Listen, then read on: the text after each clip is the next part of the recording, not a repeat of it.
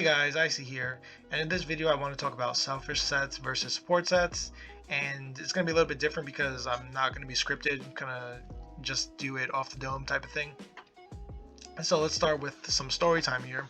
Back on my Witcher Yennefer video that I did months ago, I think in like August or July, I got a comment from a guy saying something like, "Hey, so cool video, but how are you supporting your team without any support sets?" And I wasn't triggered, but I was just like, is this guy ridiculous right now? So I responded with a basically a thesis on justifying all of my abilities and explaining how they help me do my job and how my sets that I was wearing, which was just Shock, Exoskeleton, and Daedric Trickery, how they helped me do my job better. And the guy, he was a bit of a jerk, bit of an asshole, and we wound up exchanging about 20 replies back and forth, and I think I just wound up deleting the comments to that one just because it was just getting a little too ridiculous. But afterward I reflected on what he was saying, and he kind of had a point, where how much more effective could I be if I was running support sets? So I decided to give it a shot. I took the challenge up, and I was fine. I was running things like Ebon, Arcasis, Transmutation, Gossamer, and I didn't have any issues. I was out healing, everybody I came across for the most part, and I was still not dying like I normally do, right? It just comes down to understanding the battlefield and utilizing line of sight, things like that. But I also came across some people who were healing more than me, and I would always ask them, "Hey, what build are you running? What sets you running?" And they'd always respond with Pariah and some wacky healing set.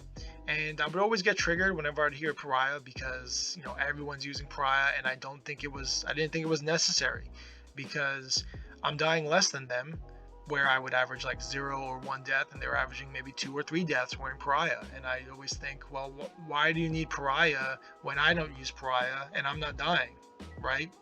I think it's just more a mechanical thing and just improving on your play, right?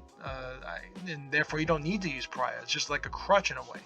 So that was always my stance for the last like 2-3 months when I was on the support kick, right?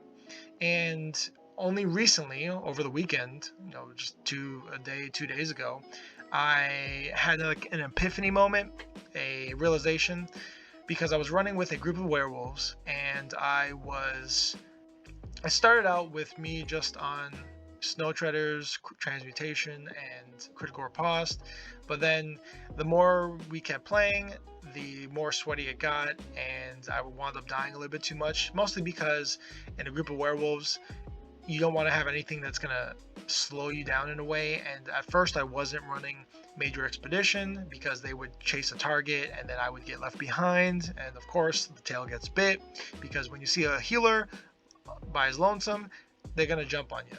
And that's what happened several times. And I wasn't in Discord to start, so that also played a part, because I wouldn't be able to communicate, "Hey, I need some help over here, can someone come help me and come find me?"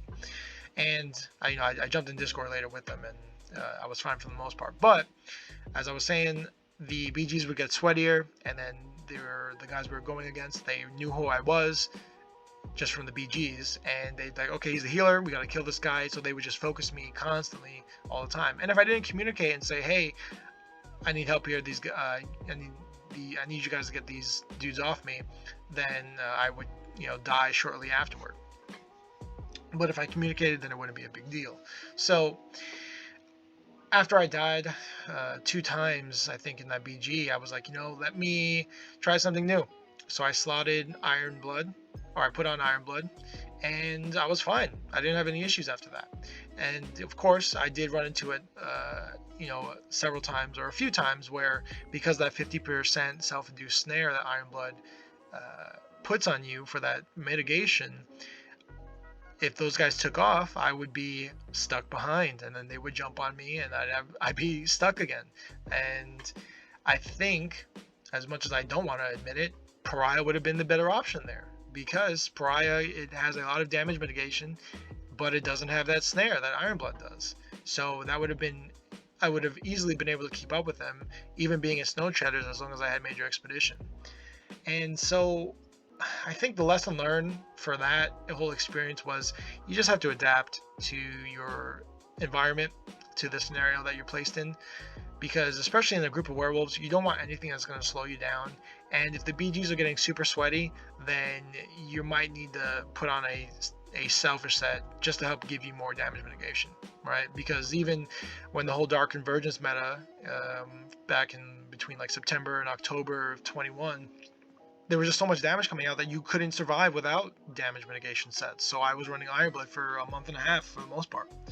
So at the end of the day, I think my stance going forward with what sets you should wear, it's always going to be, if you're a beginner healer, then I recommend just running 2 selfish sets, anything that's going to help you survive, just to help get you that battle experience that you need.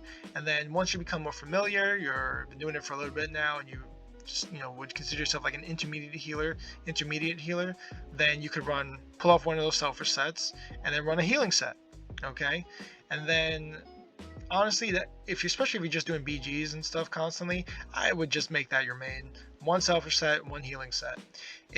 Now for support sets, if you're going to be dual queuing, I'd run a selfish set and then 1 support set, maybe like Gossamer or Transmutation, whatever, Combat Physician, the list goes on. And then if you're running in a 3 or 4 man squad, like 3 DPS and 1 support, then you could probably still run a selfish set and a support set, or maybe 2 support sets, right? Depending on how it is. But that's also going to be contingent on you communicating or being in that pre-made, like in Discord, and using your words to let people know, hey, I got these guys on me, I need some help. Because when you run 2 support sets, you lose some damage mitigation that running that selfish set would have given you. So you just got to be mindful of that. And then the other option is, if you have that pre-made group, it's got 2 DPS and 2 healers. Well, if you got 2 healers in the group, that other healer is acting as a form of damage mitigation because it's giving you heals on top of your own heals. So then I would recommend both of you running 4 support sets, because that's going to make your team super strong. So yeah, I think that's what I'm going to tell people going forward, and of course for your selfish sets, wear what you want, do what you want with my body. I think that's Lady Gaga. Have fun, pick any sets you want. I'm going to be running alt gen unless it gets sweaty. And yeah, let me know what you guys think of the video. I know it's a little bit different, but I think I might do these every once in a while. It's definitely kind of fun, a little different. And yeah, I'll catch you guys on the next one. See ya.